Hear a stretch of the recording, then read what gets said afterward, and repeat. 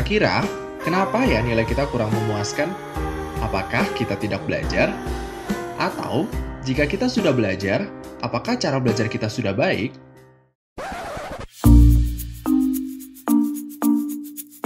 Lalu, bagaimana cara kita seharusnya belajar? Apalagi dengan kondisi pandemi saat ini membuat kita banyak di rumah saja. Yuk simak cara belajar di rumah aja yang kreatif, mandiri, dan efektif. Tips pertama, belajar di tempat dan waktu yang tepat. Belajar di rumah membuat waktu belajar jadi lebih fleksibel. Kalian bisa mengatur jam belajar sesuka hati. Namun, yang perlu diperhatikan, pilihlah waktu belajar di mana kalian bisa lebih fokus untuk memahami materi.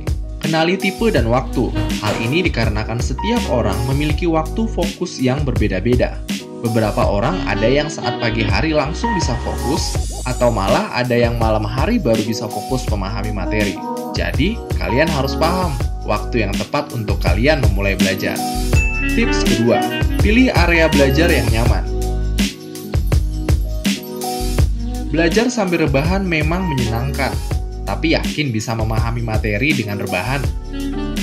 Sebaiknya kalian mengatur ruangan atau area belajar agar lebih nyaman saat belajar.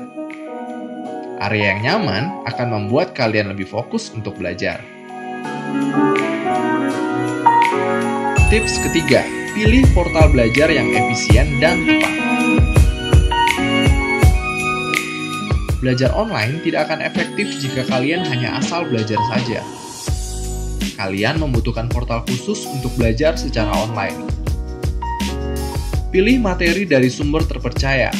Contohnya, NLP dari Stanford University. Tips keempat, jaga kesehatan.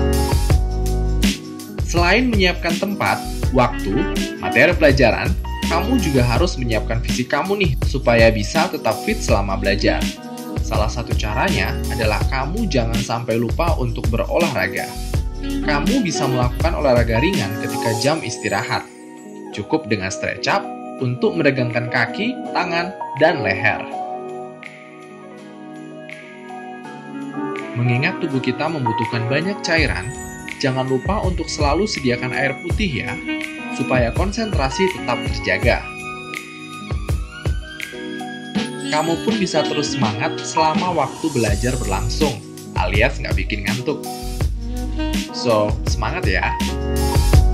Tips kelima, siapkan koneksi internet. Saat pandemi ini, yang paling sering dilakukan adalah belajar online. Ketika belajar online, koneksi internet menjadi salah satu faktor penting dalam proses belajar.